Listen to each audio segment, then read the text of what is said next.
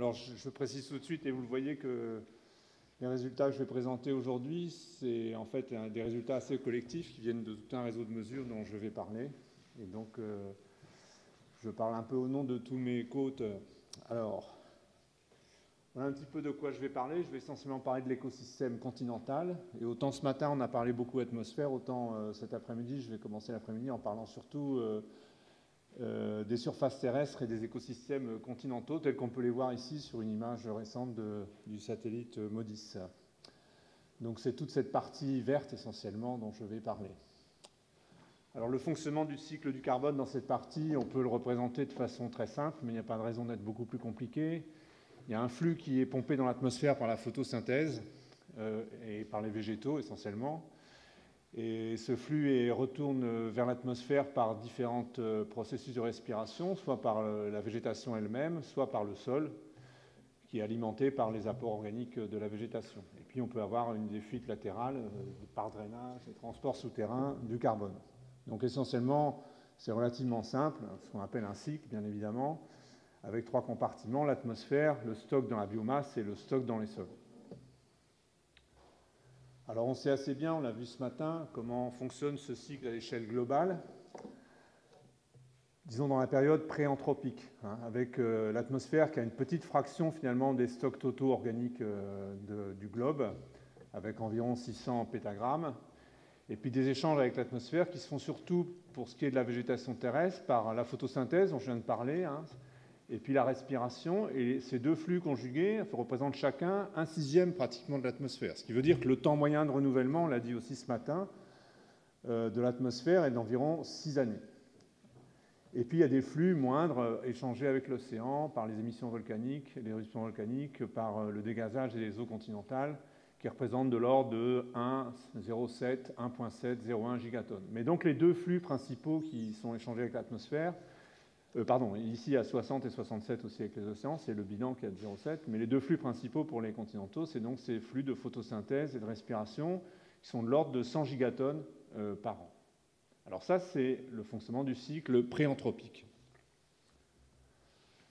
Voilà comment se distribuent ces stocks de carbone dans la biomasse sur la partie supérieure. Alors aujourd'hui, c'est essentiellement les écosystèmes tropicaux et les forêts pluviales qui renferment les plus grands stocks de biomasse autour de la ceinture équatoriale.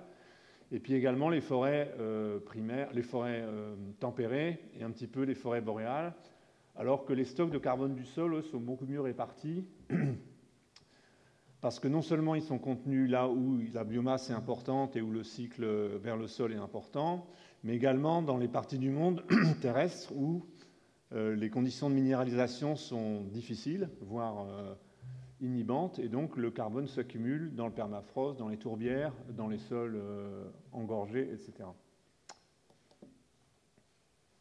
Alors maintenant, la Terre est anthropisée, si vous me permettez ce terme, et donc on peut voir ici une représentation de l'impact, l'intensité de l'anthropisation des terres, telle qu'on peut la reconstituer en affectant à chaque pixel pris ici sur des images satellites, le pourcentage qui est affecté par les activités humaines et où la végétation originale a été remplacée par une végétation secondaire ou plus créée par l'homme. Et vous voyez que pratiquement 70% de la surface terrestre est dans ce cas, avec des degrés divers, mais 70%. Et finalement, les terres où la végétation est identique à la période pré-anthropique sont devenues largement minoritaires. Il s'agit des forêts boréales essentiellement et un petit peu des forêts tropicales et des déserts. Alors maintenant, comment l'homme modifie le cycle du carbone? C'est ce qui se passe avec l'ère qui s'est ouverte, pour certains c'est l'anthropocène, j'ai repris cette expression ici, pour montrer que le cycle biogéochimique du carbone global est directement sous le contrôle des activités humaines. Et d'abord l'atmosphère qui a augmenté, on l'a vu ce matin, de plus de 250 gigatonnes depuis l'ère pré-anthropique. Et cette augmentation, elle est due à plusieurs processus. La déforestation, qui a envoyé dans l'atmosphère un flux net et qui continue de le faire de 1 gigatonne par an. L'extraction de carbone de réserves fossiles et de sédiments, qui faisait partie d'un cycle beaucoup plus lent que celui que je présentais tout à l'heure, et cette injection représente jusqu'à 10 gigatonnes par an en ce moment dans l'atmosphère. Et puis il y a des rétroactions à la fois de l'océan, qui s'est mis à piéger et à relarguer aussi davantage de CO2, mais avec un bilan net qui est un piégeage, on l'a vu ce matin aussi, net de carbone atmosphérique de l'ordre de 2,3 gigatonnes par an, ce qui représente 25% pratiquement des émissions de carbone fossile et sédimentaire, mais également les écosystèmes terrestres à qui on attribue, sans pouvoir le mesurer directement, un piégeage de 2,6 gigatonnes de carbone par an dû à une augmentation de la photosynthèse qui est supérieure à l'augmentation de la respiration. Et puis toutes ces activités humaines se traduisent aussi par des changements de contenu en carbone des différents réservoirs. J'ai parlé de l'atmosphère, mais on pourrait aussi parler des sédiments qui en accumulent plus, des réserves fossiles qui sont déprimées, et de la végétation qui a également perdu 30 gigatonnes depuis l'ère industrielle, dû à ces changements d'utilisation des terres essentiellement. Voilà un petit peu la circulation et le fonctionnement du cycle du carbone modifié par l'homme. Alors si je reprends mon petit schéma de tout à l'heure, en quoi l'homme modifie ce cycle du carbone? Premièrement, il modifie le compartiment en biomasse avec des récoltes, et finalement la biomasse des écosystèmes anthropisés est très inférieure à celle des écosystèmes primitifs. Et puis également, c'est vrai également pour le sol, qui est beaucoup déprimé en carbone par les activités humaines. Les récoltes sont transformées, et pour faire ces récoltes et toutes ces activités, on a besoin de carbone fossile, donc on les a vus. Et puis, les produits qui sont récoltés sont réinjectés dans l'atmosphère une fois qu'ils sont en fin de vie et minéralisés, et dans certains cas peuvent se substituer, mais j'en parlerai pas plus aujourd'hui, à l'utilisation de carbone fossile.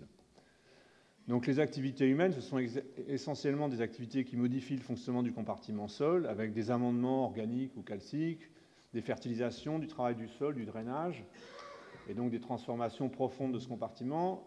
La même chose pour la biomasse, avec un contrôle de la végétation qui est plus ou moins prononcé, qui peut aller jusqu'au remplacement complet de la végétation primitive par des variétés destinées à l'alimentation et à la production de fibres ou de bois, des tailles, des élagages, des récoltes, un contrôle des adventices, c'est-à-dire tout ce qui n'est pas la végétation ciblée pour la récolte, et un contrôle également des événements extrêmes, des maladies, de l'herbivorie, etc. Il y a aussi des modifications qui concernent d'autres échelles spatiales, le paysage, avec des modifications des paysages, une fragmentation du paysage en parcelles qui sont différenciées, des modifications de la rugosité des couverts végétaux, une modification des flux convectifs échangés avec l'atmosphère, le flux de transpiration, flux d'énergie, flux de chaleur, et puis donc flux d'albédo, donc une modification des propriétés radiatives de la végétation. Donc les activités humaines finalement modifient un peu à chaque niveau tout le cycle du carbone et tout le fonctionnement de chacun des compartiments concernés. Donc les constats qu'on peut faire à partir de ces diagnostics et de ces observations, c'est qu'actuellement la biosphère terrestre séquestre l'équivalent de 25 à 30% des émissions de carbone fossile. Et on voit aussi qu'avec l'accroissement et le développement démographique important que connaît l'humanité, les agrosystèmes sont soumis à une demande croissante et donc à une pression d'intensification constante, que ce soit les forêts pour la production de fibres, d'énergie, de bois bien entendu, les systèmes agricoles ou les systèmes prairiaux pour l'élevage. Donc la question à laquelle je vais essayer d'apporter des éléments de réponse aujourd'hui avec vous, c'est de regarder en quoi cette intensification culturelle qui est en cours et à laquelle est encore appelée les agrosystèmes modifie-t-elle le cycle du carbone et pourrait affecter ce piégeage de 2 gigatonnes de carbone par an qui sont attribués actuellement à la biosphère continentale. Alors comment est-ce qu'on étudie ça? On a vu différentes méthodes ce matin. J'ai refait ici un petit historique qui couvre mon échelle de vie à moi, puisque je suis né en 1956, à peu près au moment où commençaient les mesures sur l'observatoire de Mauna Loa. On en a amplement parlé ce matin. Et puis à la fin des années 60, au début des années 70, il y a eu des programmes internationaux, les premiers programmes internationaux qui ont étudié les productions de biomasse et de productivité primaire des écosystèmes continentaux, avec le programme Man and Biosphere, le programme SCOPE, le programme international biologique aussi, et le lancement des premiers satellites Landsat en 1972. Et puis à partir des années 80 et de la fin des années 90, on s'est occupé davantage du bilan global de carbone proprement dit, de l'occupation des terres, de la caractérisation de l'occupation des terres et des effets du changement global. Mais il a fallu attendre, alors tout ça, ça a concerné finalement les études des stocks, quand on a vu tout à l'heure le cycle du carbone. Il a fallu attendre la fin des années 90 pour se voir s'opérer in situ des mesures de flux échangés entre les écosystèmes et l'atmosphère. Et jusqu'ici, on ne savait pas le faire. Et on savait le faire grâce à une technique dont je vais vous parler un tout petit peu, qui est une technique de mesure de la turbulence et des flux turbulents échangés entre l'atmosphère et les couverts végétaux. Vous voyez que les premiers sites ont été installés en 92 aux États-Unis, et puis le premier réseau en 96 en Europe. Et aujourd'hui, on a 683 sites de mesure de flux turbulents de CO2 qui couvrent la surface de la Terre en 2014. Et puis, on en a aussi parlé ce matin, on observe la surface in situ, mais on l'observe aussi de façon éloignée avec différents satellites, et notamment les satellites qui observent la colonne atmosphérique de CO2, donc le satellite japonais Ibuki, GOSAT, et puis le satellite américain au CO2. Et donc aujourd'hui, on est en mesure de conjuguer tous ces instruments et ces observations pour essayer de prononcer et d'appréhender les impacts des activités humaines sur le cycle carbone des agrosystèmes. Et donc, c'est ce que je vais essayer de faire. Alors, principalement, je vais surtout parler de ces réseaux de mesure de flux qui mesurent les flux échangés entre différents écosystèmes et l'atmosphère. Ça, c'est l'état du réseau tel qu'il est en 2014, avec les 683 sites qui sont installés dans les zones tempérées, développées, mais aussi un peu partout dans le monde, avec bien sûr des densités plus fortes dans les pays industrialisées et qui sont croissantes, mais qui sont encore faibles dans l'hémisphère sud et en Asie. Donc la stratégie d'observation, je l'ai dit, qui est déployée ici et dont je vais parler, c'est essentiellement ce qui va concerner les écosystèmes. Mais dans l'infrastructure ICOS qui va être inaugurée cette année en Europe, on combine ces observations d'écosystèmes avec des observations atmosphériques dont ont parlé Frédéric et puis Michel ce matin, et des observations satellitaires aussi. Alors ces fameuses mesures de flux turbulents, en quoi consistent-elles? C'est relativement simple. Le principe, c'est qu'on considère que le transport du CO2 au-dessus d'un couvert s'opère par des déplacements de masse d'air, par turbulence, par des tourbillons d'air, autrement dit. Et ce transport, on peut le mesurer si on considère qu'un tourbillon d'air qui descend vers le système et un tourbillon d'air qui va remonter de l'air du système de la surface ne vont pas avoir exactement la même composition. Donc si on est capable de mesurer à la fois la vitesse verticale d'air, ces fluctuations, et la composition de cet air en CO2, on peut calculer l'échange net. C'est ça le principe de cette mesure. Ce principe, il est très ancien. Dès les années 50, on avait proposé ça. Pourquoi est-ce qu'on a attendu autant pour faire ces mesures? C'est pour des questions technologiques essentiellement. On ne disposait pas des analyseurs infrarouges et des anémomètres avec des fréquences suffisantes pour pouvoir faire ces calculs-là. Aujourd'hui, on le peut, et c'est devenu une technique très largement répandue, et dont je vais parler un petit peu plus loin ici. Alors, les données que je vais vous présenter aujourd'hui, elles sont issues du réseau de ces tours, on appelle ça tours à flux, j'aime pas trop ce mot-là, mais donc de ces stations de mesure de flux essentiellement en France. Donc, vous voyez que le réseau français est relativement riche, avec des observations qui sont opérées soit en prairie, soit en forêt, soit sur des cultures. Et dans les forêts, on a également la chance d'avoir des forêts en zone tropicale et des forêts primaires, pluviales, non gérées par l'homme en Guyane. Alors si on regarde la saisonnalité de ces flux, le premier résultat, ici on a compilé des mesures qui ont été effectuées sur différents sites et on a représenté un cycle annuel moyen avec les prairies en jaune, les cultures ici en bleu clair et les forêts en bleu sombre. Vous voyez que l'écart type qui est représenté ici, la dispersion de ces valeurs, autrement dit, il est plus fort pour les cultures que pour les prairies et les forêts. Et effectivement, on a toute une gamme de flux qui sont échangés, avec des flux positifs ici. Donc on a une source de CO2. Ces cultures sont des sources de CO2, probablement ici parce qu'elles ont déjà été récoltées et que c'est un sol nu qui est en train d'émettre du CO2, de respirer, autrement dit. Mais ça peut être aussi des puits, et là c'est la photosynthèse qui absorbe du CO2. Donc ça c'est des bilans mensuels, mais vous voyez que l'amplitude chez les cultures est très forte, beaucoup plus forte que chez les forêts, qui sont concentrées ici, et que chez les prairies, qui se dispersent ici. Voilà. Donc premier résultat, il semble que les systèmes qui ont été anthropisés, les cultures essentiellement, par rapport aux forêts, il y a une variabilité spatiale beaucoup plus forte de ces flux. Alors une façon de rentrer dans des fréquences plus élevées de ces flux, c'est de regarder comme une empreinte digitale un petit peu qui représente l'année ici. Alors ici, il y a les mois de janvier à décembre, donc on va parcourir l'année en allant de haut en bas. Et puis il y a les heures de la journée ici. Et chaque petit point de couleur, ça représente une heure de mesure. Et en jaune est représenté l'écosystème quand il est une source, en bleu est représenté l'écosystème quand il est un puits de carbone, donc photosynthétique. Donc on compare ici une forêt feuillue, une hêtraie dans le nord de la France, et une forêt conifère qui pourrait la remplacer, hein, puisque l'enracinement des forêts, c'est un phénomène qui est assez important, au moins en France et en Europe, pour une production plus intensive et plus soutenue, essentiellement. Et donc on voit que ça n'a pas du tout la même empreinte dans le temps, hein, parce que les feuillus, bah, en hiver, il n'y a pas de feuilles, bien sûr, donc il n'y a pas de photosynthèse, donc c'est essentiellement une source.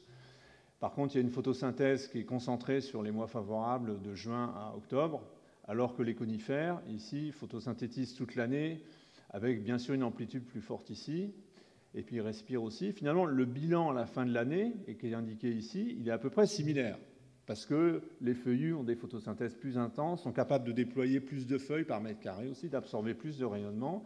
Donc ils le font sur moins de temps, mais ils le font de façon plus intensive, et finalement on se retrouve avec un bilan qui est à peu près comparable entre les deux, mais avec une empreinte temporelle qui est évidemment pas la même. Ici, on a comparé deux prairies de la même façon, une prairie qui est extensive, c'est-à-dire il y a peu de bétail, il y a peu d'apport de fertilisants et d'amendements, à une prairie intensive qui est exactement à côté, mais avec une charge de bétail plus lourde, mais aussi des apports et des compléments nutritifs plus importants. Vous voyez que la différence est minime, en fait, à la fois dans le bilan annuel, mais aussi dans la signature temporelle. Alors on verra plus loin qu'une année moyenne, c'est le cas. En année sèche, ça se différencie de façon plus importante, et on commence à comprendre pourquoi. Mon dernier exemple ici, c'est de comparer deux cultures, et on commence à comprendre pourquoi les cultures sont aussi variables que ça quand on les compare les unes aux autres. Ici, c'est un maïs irrigué.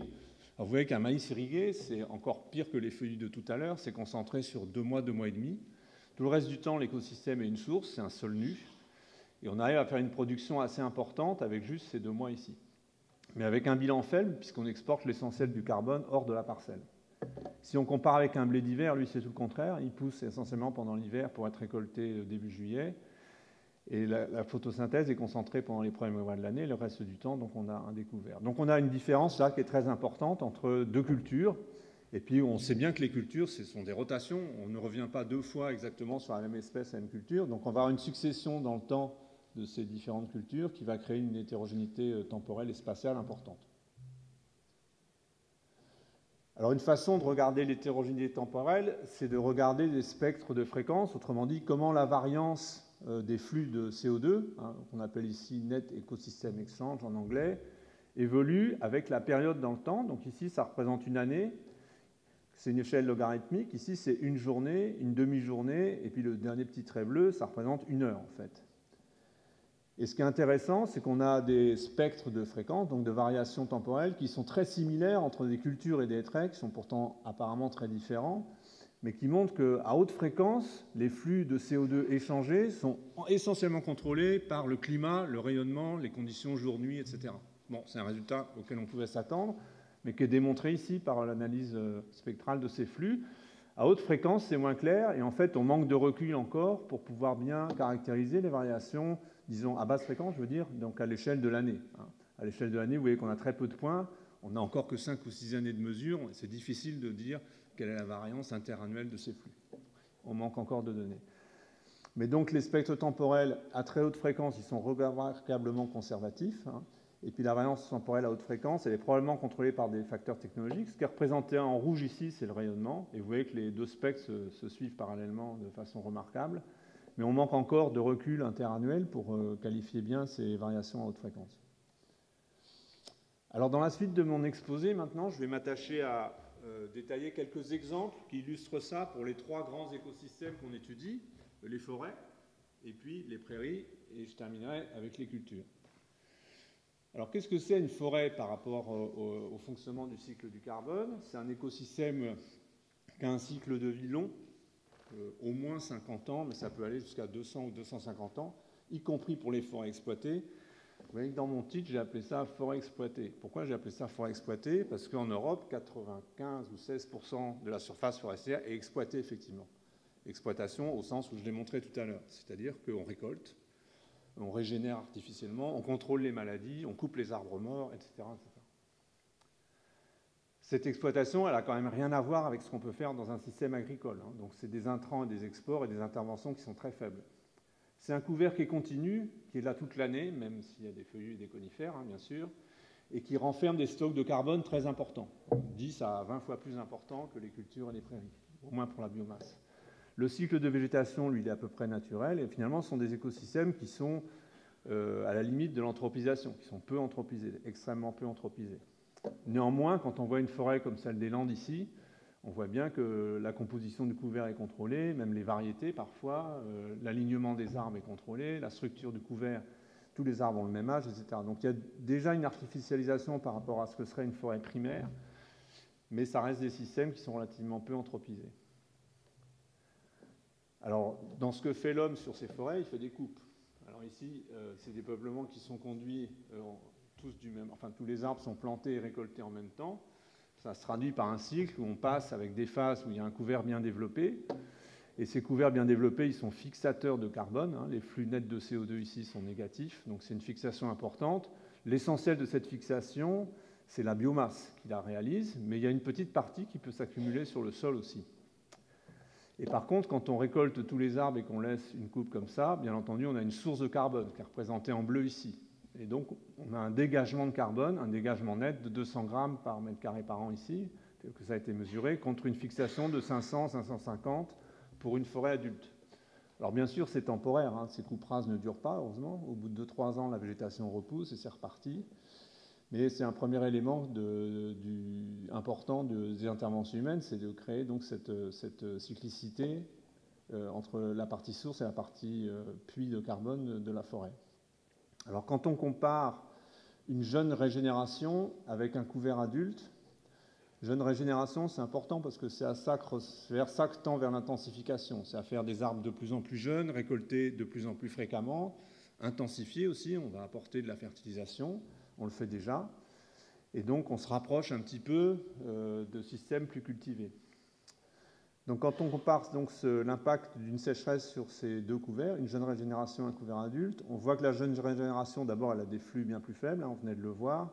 Et finalement, l'impact de la sécheresse est relativement modeste. Bien sûr, il y a une réduction de la photosynthèse, la végétation réagit à la sécheresse, mais pas tellement de la respiration, parce qu'en fait, le sol n'est pas si sec que ça, hein, dans ce cas-là.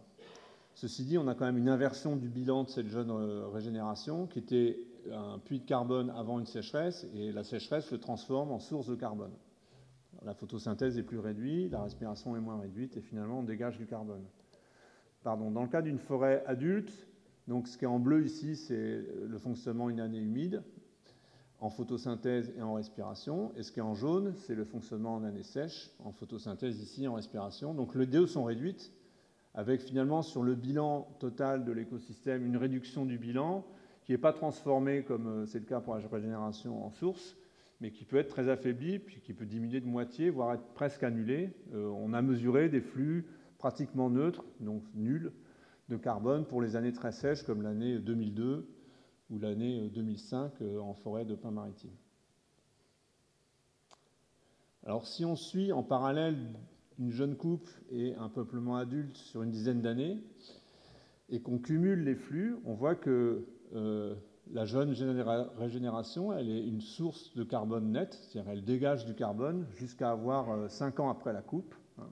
Et puis le semis est intervenu ici, les arbres commencent à pousser, elle se remet à fixer du carbone, mais on voit que 10 ans après, on n'est toujours pas revenu à une neutralité carbone et au niveau de carbone qu'on avait au moment de la coupe. Autrement dit, il faudra encore 5 ou 6 ans pour revenir à ce stade-là, pour annuler tous ces dégagements-là et commencer à refixer du carbone. Et au bout de 10 ans, on va continuer avec cette courbe-là qui est celle d'un peuplement adulte hein, de 35 ans. Donc on a également des fluctuations de ce bilan de carbone chaque année, avec, vous voyez, des années où on fixe beaucoup de carbone. C'est des années humides, où il a beaucoup plu, et les conditions de photosynthèse ne sont pas perturbées. Et des années où on ne fixe pas du tout de carbone, et même parfois on en dégage, comme par exemple l'année 2002, qui est très sec, ou l'année 2003 aussi, où le bilan de carbone est pratiquement neutre. Il ne se passe rien. Pourquoi il ne se passe rien? Parce que la photosynthèse pendant le mois de juillet-août est pratiquement nulle. Elle équilibre à peine la respiration qui se fait pratiquement toute l'année. Mais finalement, au bout de 10 années, on a quand même fixé 2,5 kg, un peu plus, 2,658 kg de carbone dans cette forêt, alors qu'on en a dégagé 800 grammes dans une jeune régénération. Donc des différences importantes avec un contrôle aussi qui est très différent, puisque dans ce cas, dans le cas de la jeune régénération, on voit surtout l'impact des opérations culturales. Donc la récolte, le labour, le broyage des résidus de coupe, le semis, etc. alors que dans le cas d'une forêt adulte, où il y a peu d'interventions, c'est surtout les effets du climat qui font les modifications interannuelles et temporelles du flux net de carbone. Alors on peut généraliser ces résultats et représenter comment évoluent ces flux nets de CO2 annuels en fonction de l'âge des forêts. Donc ici on a des vieilles forêts, ici on a de jeunes forêts, et ici on est juste après une coupe rase en fait, hein, les arbres ont 1 ou 2 ans. Et donc on a 3 catégories ici qui sont représentées. Une forêt très intensifiée, il s'agit de taillis ici.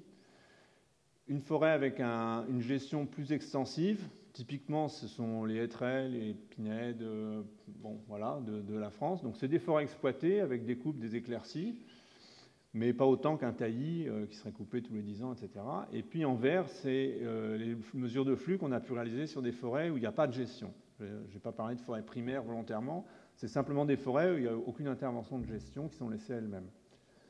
Donc ce qu'on voit, c'est que l'amplitude des flux est bien plus forte avec l'anthropisation hein, dans les forêts exploitées, et la rotation, bien sûr, est raccourcie. On s'arrête au maximum à 50 ans.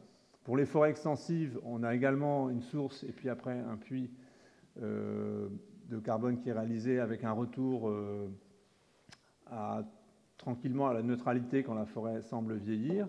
Et puis pour les vieilles forêts, on a un petit peu le même schéma, avec la question qui est toujours posée de savoir si, ce qu'on apprenait dans les ouvrages d'écologie anciens, il y avait un équilibre qui se rétablissait finalement entre une forêt et son climat, et que finalement on arrivait à une neutralité. En fait, on ne l'a jamais observé, cette neutralité, dans nos mesures. Mais comme on l'a vu tout au long de la journée ce matin, et comme je viens de le montrer aussi, on n'a jamais été en fait en situation stationnaire, et on l'est d'autant moins qu'on a un changement très brutal et rapide de l'environnement provoqué par les activités humaines. Et c'est comme ça qu'on interprète en fait le fait qu'on voit les vieilles forêts, l'Amazonie ou les forêts primaires qui ne sont pas gérées, semblent fixées, mais je mets ça avec plein de guillemets parce que ça dépend des années de mesure, ça dépend des circonstances, mais semblent être des puits de carbone, semblent fixer un petit peu de carbone. Alors ce que je montre précédemment, c'est une collection de mesures indépendantes les unes des autres. Ce que je montre ici, c'est le suivi de chronoséquence cette fois. Alors là, on a pris les arbres de même espèce, même sylviculture, même âge, cultivés de la même façon, et on a regardé comment leur bilan évoluait. Bon, le résultat est à peu près le même. Hein. Ce qu'on retient de ça, c'est que le retour à la neutralité carbone, il est plus rapide chez les peuplements très intensifiés, parce qu'on a maximisé la productivité, donc ils accumulent beaucoup plus vite que pour les forêts productives. Et essentiellement, voilà, c'est tout. Donc le retour à la neutralité carbone, pour une forêt très intensifiée, il peut être rapide. Pour des forêts boréales, il peut prendre 50 ou 60 ans après une perturbation ou une coupe. Voilà un petit peu ce que je voulais montrer pour les forêts. Donc pour les forêts, on voit bien que l'anthropisation des milieux, leur exploitation, ça perturbe dans différentes directions, ça amplifie les flux finalement, à la fois la respiration, mais aussi la photosynthèse. Ça augmente la productivité, c'était le but bien sûr. Et ça crée des variations interannuelles qui ne sont pas sous contrôle climatique ou environnemental, mais qui sont directement plus contrôlées par notre activité, enfin l'activité du sylviculteur. Alors le cas des prairies, si on compare aux forêts, alors déjà il y a beaucoup moins de biomasse, et puis il y a des animaux. Donc c'est un point important. Il y a des intrants et des exportations qui sont plus élevées, par les animaux d'abord, mais aussi elles peuvent être fertilisées. La composition du couvert végétal, ici, elle est contrôlée. Donc, on remplace les espèces, on introduit des légumineuses, etc. C'est des systèmes qui vont être exploités soit par fauche, par récolte, soit par pâture, avec un cycle de végétation qui est partiellement contrôlé justement par ces opérations culturelles. Les prairies en Europe sont pratiquement toutes artificielles, au moins en zone tempérée. La prairie naturelle, c'est plutôt en climat plus aride, la steppe, ou en climat plus froid. Au niveau alpin ou boréal.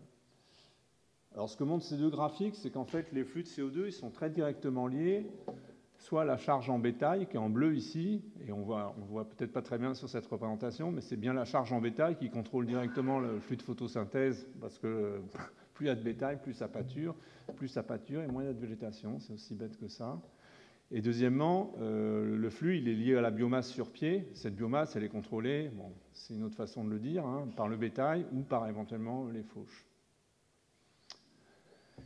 Ici, ce graphique, il compare les bilans annuels de deux traitements, hein, intensifs et extensifs. Donc, dans le traitement intensif, il y a beaucoup de bétail et des intrants et des apports, des fertilisants. Et puis, dans le flux extensif, dans le traitement extensif, il y a moins moins de bétail et moins d'exportation. Donc on les a déjà comparés sous forme d'empreintes digitales tout à l'heure, si vous vous rappelez bien, mais c'était une année unique. Quand on compare sur toute une série d'années, comme c'est le cas ici, on voit que d'abord ça varie beaucoup. Hein. Le flux net de carbone, il peut être aussi différent que 100 ou 50 une année, voire presque rien du tout, en 2004 hein, pour la partie intensive. Et il peut monter jusqu'à la même chose qu'une forêt, dans les 500-550 grammes de carbone par an. Donc on a une très forte variabilité temporelle de ces flux basse fréquence, on pourrait dire. Et puis d'autre part, la différence entre les deux traitements, elle n'est pas la même suivant qu'on a affaire à des années sèches. Et là, en année sèche, c'est le traitement intensif où la fixation est la meilleure. Autrement dit, ça répond mieux finalement aux sécheresses, ça se comporte mieux en réponse à une sécheresse que les traitements extensifs. C'est un résultat qui est un peu surprenant, mais il est là. Voilà. Alors on peut aussi comparer, précédemment c'était 2 prairies pâturées, ici on a comparé 2 traitements qui sont différents. Hein. Dans un cas on fauche, donc on récolte la biomasse végétale, et dans l'autre cas on laisse un troupeau pâturer. Et puis on voit ici, et on voit ici que dans le cas où on fauche, on crée aussi des différences interannuelles qui sont très importantes, contrairement au cas où on pâture, où là le système est un petit peu plus résilient. Donc on voit bien que dans le cas des prairies, déjà le mode de conduite, quels que soient les traitements, est le principal facteur du bilan de carbone, et que d'autre part, l'intensification a tendance à augmenter les fluctuations de ce bilan d'une année à l'autre. Et quand je parle de bilan, je parle ici de bilan annuel, hein, donc c'est des fluctuations, ce que j'appellerais à basse fréquence. Dans ces deux transparents, là, dans ces deux figures, ce que je compare ici, ce n'est plus uniquement que le flux de CO2, comme on peut le mesurer avec notre système turbulent, mais c'est le bilan complet. Donc on tient compte ici aussi des exportations, des récoltes, etc. Alors le dernier cas, c'est le cas des cultures. On a parlé des forêts, on a parlé des prairies. Alors qu'est-ce qu'une culture du point de vue du fonctionnement du carbone par rapport à ces deux écosystèmes? Eh bien, une culture, on contrôle tout pratiquement. On contrôle les conditions d'installation de la culture, on contrôle la végétation, qui est souvent monovariétale, voire monoclonale. On contrôle le cycle de végétation, c'est le cultivateur qui décide quand il sème, quand il récolte, quand il éclaircit, quand il traite ses adventices. Il apporte tous les intrants et les exportations nécessaires, aussi bien en termes de nutriments que éventuellement phytocides et pesticides. Donc le couvert est temporaire, il y a un travail du sol qui est important, et ce travail du sol, on sait depuis longtemps, hein, il crée des conditions de minéralisation très favorables, et donc les sols cultivés sont très pauvres en matière organique et en carbone par rapport aux sols des forêts qui ne sont pas cultivés. Alors, je l'ai montré sur le premier transparent. Donc ici, je vais présenter différents résultats qui sont ici de différentes stations de mesure près de Toulouse et à Grignon, mais aussi en Europe entière. Donc le premier résultat, c'est une synthèse qui a été préparée par Éric Séchat dans le cadre d'un projet européen, de Éric Séchat donc au CSPU à Toulouse, sur la comparaison d'une vingtaine de sites cultivés. Donc il a compilé 76 années de mesures en tout, et qui représente 17 espèces cultivées, donc ça va de l'orge au maïs, en passant par le soja, etc., etc. Donc on représente ici un suivi annuel du 1er décembre au 31 janvier du bilan de chacune de ces 20 cultures, grandes cultures. Ça, c'est pour une année donnée. Et le bilan, il tient compte à la fois des flux de CO2, mais aussi des récoltes. Voilà. Donc vous voyez ici que toutes ces cultures, sauf les cultures d'hiver, elles sont une source de carbone en hiver. Pour les cultures d'hiver, elles fixent un peu par la photosynthèse, parce qu'elles sont déjà là. Elles commencent à fixer quand elles sont installées à des dates d'hiver. Hein. Ça dépend de leur situation climatique, bien sûr, mais aussi de la variété qui est installée. Et puis elles fixent jusqu'à un maximum qui est en général vers juin, juillet, jusqu'à août pour les plus tardifs. Et puis elles sont récoltées, et quand on récolte, on exporte du carbone, donc le bilan devient négatif.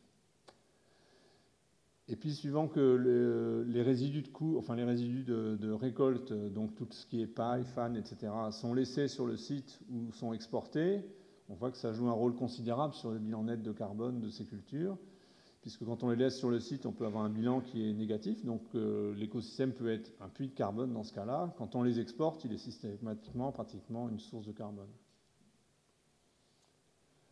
Donc dans tous les cas, quand on compare ces différents écosystèmes, le bilan est représenté par ce petit point rouge ici, avec sa variabilité interannuelle là. Dans tous les cas, on tombe sur le constat que les cultures sont des sources nettes de carbone, quand on tient compte à la fois des flux de CO2, du carbone qui est exporté, de celui qui est importé éventuellement par amendement, et puis des opérations culturales et du carbone fossile qui est consommé par ces opérations culturales.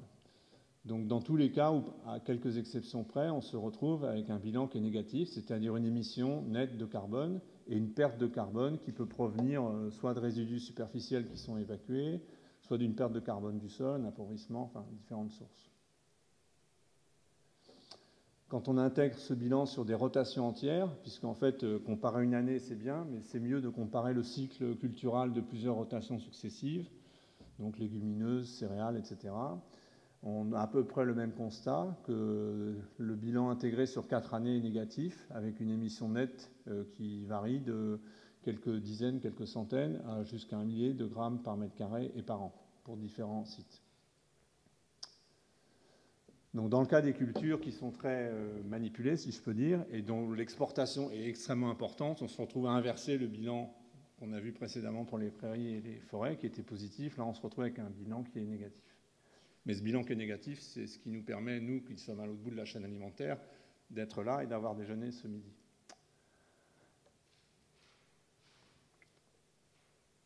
Alors, je voudrais juste, pour terminer mon exposé avec quelques transparents, 2 ou 3 transparents, parler d'autre chose que du carbone, bien que le thème de la journée soit du carbone. Donc, ces écosystèmes, je vous ai parlé essentiellement ici de leur bilan de carbone. Quand on veut estimer leur impact sur l'environnement, il n'y a bien évidemment pas que le carbone. Et quand on veut estimer leur impact sur le climat, il faut tenir compte de l'ensemble des gaz à effet de serre et des composés azotés qui ont un effet de serre. Et ce qui est représenté ici, un peu pour la même chose que j'ai parlé du bilan de carbone, avec les flux nets de CO2, les flux qui ont été exportés, les flux qui ont été apportés par une fertilisation organique, et finalement le bilan total à la fin, qui est représenté en rouge ici. Vous voyez que ce bilan, il est presque systématiquement négatif, donc on émet toujours du carbone. On a la même chose ici pour l'azote, en fait, avec le bilan azoté qui est représenté en rouge ici, et qui est la différence entre les flux atmosphériques échangés par le système, donc flux d'oxyde d'azote, flux de NH3, etc., les flux apportés par fertilisation et les flux de récolte. Et là aussi, on a un bilan qui est le plus souvent négatif, à une exception près, donc avec des pertes d'azote, malgré les apports. Et puis quand on intègre tous les gaz à effet de serre, il manquait le méthane ici, il est ici. On se retrouve avec ce bilan net qui est en rouge là, et donc un bilan qui est ici réchauffant, puisqu'on a une source nette de gaz à effet de serre quand on a tout converti en équivalent CO2 ou en équivalent carbone, dans 3 années sur 4 ici pour le site de Grignon. Mais ce que je voudrais souligner ici, c'est que c'est vraiment ce régime d'apport-export, c'est les opérations culturales, les façons et les récoltes qui déterminent entièrement le bilan de ces cultures, et non pas le climat, les fluctuations de l'environnement, etc., comme on l'a vu pour les systèmes moins anthropisés. Alors ici, c'est un diagnostic qui a été fait de la même façon sur les sites de culture qui sont près de Toulouse, par le CESBio, par Eric Séchia, mais il a aussi intégré les effets radiatifs, c'est-à-dire les changements d'albédo qui sont liés au passage par des phases de sol nu, au fait qu'on mette une couverture hivernale ou pas, ou au remplacement d'une variété à fort albédo par une variété à plus faible albédo en moyenne sur l'année. Alors vous voyez que ça peut inverser beaucoup les choses, puisque l'effet albédo, il est représenté en bleu ici, et les effets des gaz à effet de serre sont représentés au-dessus pour différentes composantes et différents gaz à effet de serre. Et vous voyez que cet effet albédo, il est extrêmement fort en fait, et il se compare pratiquement, il a le même ordre de grandeur exactement que l'ensemble des autres gaz à effet de serre. Et donc, suivant en fait le message qui en est retiré, c'est que la conduite de la culture en hiver, le fait qu'il y ait en dérobé l'installation d'un gazon, etc., ou d'une culture en dérobé entre les phases de culture principale, peut complètement renverser l'impact climatique intégré des cultures. Alors je me suis risqué à une petite synthèse ici, avec ce patchwork de valeurs de flux annuels mesurés sur les forêts, les prairies et les cultures. En fait, c'est ce que je vous ai présenté tout au long de l'exposé. À gauche, vous avez les forêts, avec différentes forêts en zone Méditerranée, en zone tempérée. Il faut que j'arrête là, donc c'est mon dernier transparent. Et puis c'est la forêt jeune ici, qui est toujours une source de carbone et qui commence à devenir un puits de carbone ici. Au centre, vous avez les prairies et à droite, vous avez les cultures. Alors on a un patchwork de mesures qui n'est pas tout à fait complet, qu'on est en train de compléter, parce que les mesures ont continué, là il nous manque encore. Mais le message principal, c'est qu'en allant de la gauche vers la droite, on va vers une artificialisation croissante de ces agrosystèmes, avec certains écosystèmes ici qui sont pratiquement pas gérés, des forêts qui sont bien exploitées de plus en plus, les prairies et les cultures. Et ce qui ressort, c'est que les flux sont plus bleus ici, et ils sont peut-être aussi moins hétérogènes, à l'exclusion de cette coupe rase, qui est un cas un peu particulier. On reste toujours dans le bleu et le vert, alors que dès qu'on se déplace vers les prairies et les cultures, on voit bien qu'il y a une très forte hétérogénéité qui est créée, à la fois dans le temps et dans l'espace. Pardon, dans le temps et dans l'espace, comme ça. Et donc, j'en venais à conclure que pour peu qu'on puisse en tirer quelques diagnostics déjà à partir de ces mesures, et pour ce qui concerne ces réseaux de sites, on voit que l'anthropisation des agrosystèmes il diminue la résilience du bilan de carbone au sens où il crée une variabilité spatiale et temporelle qui est beaucoup plus forte et finalement qui est peut-être plus sensible aux opérations culturelles, à différentes interventions dans le temps que les agrosystèmes moins anthropisés. Un résultat qui est surprenant, qui était inattendu, c'est qu'en fait, il est sans effet sur la variabilité à très haute fréquence, donc horaire, journalière, voire hebdomadaire, du bilan de carbone et des flux de carbone. Je parle bien de la variabilité ici, pas du flux absolu. Et donc, il accroît aussi la variabilité à basse fréquence, c'est-à-dire en fait la variabilité des bilans annuels et des fluctuations interannuelles des flux nets de CO2, qui devient entièrement contrôlée par les activités humaines et qui donc, en variabilité temporelle, augmente par rapport à des écosystèmes moins anthropisés. Deux conclusions qui sont tirées de résultats plus généraux que je n'ai pas présentés ici, c'est que l'anthropisation affecte considérablement les stocks de biomasse et de sol, et de carbone dans le sol, qui sont réduits par un facteur 1 à 10 suivant les cas, et d'autre part que l'anthropisation amplifie les flux nets de CO2 et de gaz à effet de serre, dans un sens et dans l'autre. On a des flux de fixation beaucoup plus importants, mais aussi des flux d'émissions beaucoup plus importants qui sont échangés entre la surface et l'atmosphère. Voilà, donc je reviens à mon transparent du début, cet écosystème continental, qui paraît bien vert et tout vert, mais sous la verdeur, il y a des pratiques de gestion qui contrôlent le bilan de carbone de pratiquement 60% de ces surfaces. Voilà, je vous remercie.